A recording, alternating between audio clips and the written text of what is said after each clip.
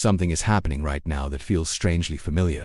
It's like history is repeating a warning that we've heard before but never truly understood. And the most unsettling part, this warning might have been recorded thousands of years ago, long before satellites, AI, or nuclear weapons, hidden in ancient texts that many today dismiss as mythology. But the question is unavoidable. What if those ancient writers weren't describing their world, but ours? Across centuries, societies have always believed they were living in ordinary times, convinced their systems were stable and their progress was unstoppable. But when historians look back, a pattern appears with unsettling clarity. Great empires rarely collapse suddenly. They decline slowly, while people argue, deny, and distract themselves, convinced that nothing fundamental is changing. Then one day, the structure that seemed permanent just disappears. Ancient texts describe this pattern with remarkable precision, especially the prophetic writings of the Bible. They portray civilizations rising to unimaginable power, only to unravel under the weight of their own corruption and blindness. Whether you see these writings as sacred scripture, historical literature, or symbolic warnings, you can't ignore one fact. The patterns they describe appear again and again throughout human history. The Book of Daniel, written over 2,000 years ago, presents a vision of a giant statue. It has a head of gold, a chest of silver, a belly of bronze, legs of iron, and feet made of iron mixed with clay. Ancient interpreters believed this represented successive world empires, rising and falling, each one powerful but ultimately fragile. And that final stage, the feat of iron and clay, described something especially unstable, a global structure that looks strong but is internally divided. Historians later connected these symbols to real empires: Babylon, then the Medo-Persian Empire, followed by Greece, and then Rome. What's remarkable is not just that these empires existed, but that the pattern in the vision so closely mirrors the actual order of their rise and fall. But the most unsettling part of that prophecy was never about those ancient empires. It was about the final stage, something fragmented, partly strong and partly weak, a system that would exist at the very end of the sequence. For centuries, people have debated what that final structure represents. Now, consider our modern world.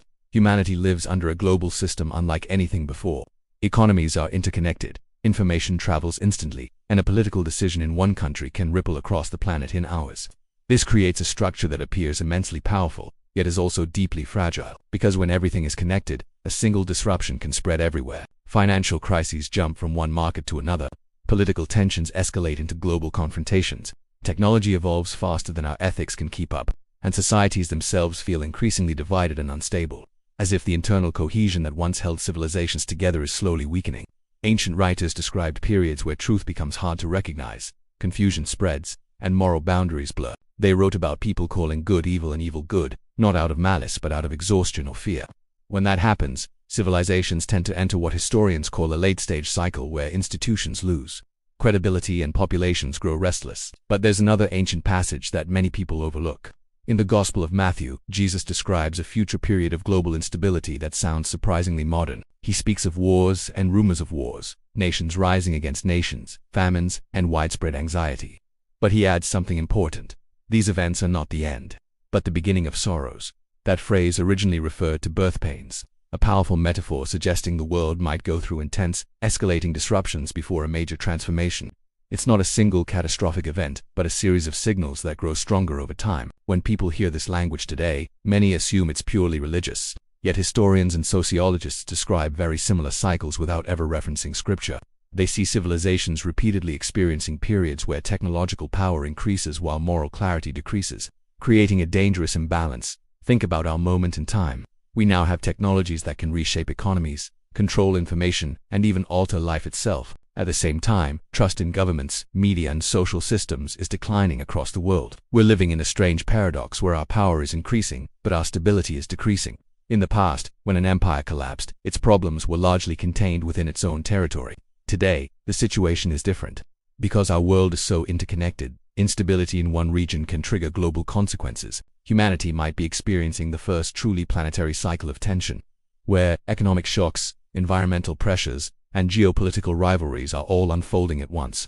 And this is where the ancient warning becomes impossible to ignore. Because biblical prophecy often emphasizes that the greatest danger isn't the events themselves, but our tendency to ignore the signals, to normalize instability and treat warning signs as temporary noise instead of patterns pointing toward deeper change. History shows that societies rarely collapse because people lack information. They collapse because people refuse to believe what the information is telling them. Warnings are dismissed, patterns are ignored. Short-term comfort becomes more important than long-term awareness, and gradually, the system moves closer to a point where small disruptions can trigger massive consequences. But perhaps the most fascinating aspect of these ancient warnings is that they are unjust predictions of destruction. They're signals, messages meant to wake people up before a crisis fully arrives. In many prophetic passages, the emphasis isn't on fear, but on awareness. The idea is that understanding the pattern might allow us to recognize the moment we are living in, to ask difficult questions, see beyond distractions, and pay attention, because history suggests something remarkable. Every civilization that believed it was too advanced to collapse eventually discovered that progress alone cannot protect a society from internal decay. And when those forces combine, the transition can happen faster than anyone expects. So the real question isn't whether ancient warnings exist. They do. The real question is why we so often refuse to listen. Why do societies dismiss patterns that repeat across centuries? Why do we assume that because something has never happened in our lifetime, it can't happen at all? Perhaps the most unsettling possibility is that the warning has never been hidden. It has always been visible, written in ancient texts, recorded in history, and repeated through cycles of rise and collapse. Yet every generation believes the message applies to someone else, some other time, some other civilization, until suddenly, the pattern is no longer theoretical. It becomes present, immediate, and unavoidable. And if the past has taught us anything, it's that the most dangerous moment is not when warnings are spoken. It is when the world stops listening, because sometimes the signal isn't meant to predict the future. Sometimes, the signal is meant to reveal the present. And the question that remains is simple, but deeply uncomfortable. What if the warning the world refuses to hear is happening right now? Thanks for watching. If this made you think, consider subscribing for more content like this.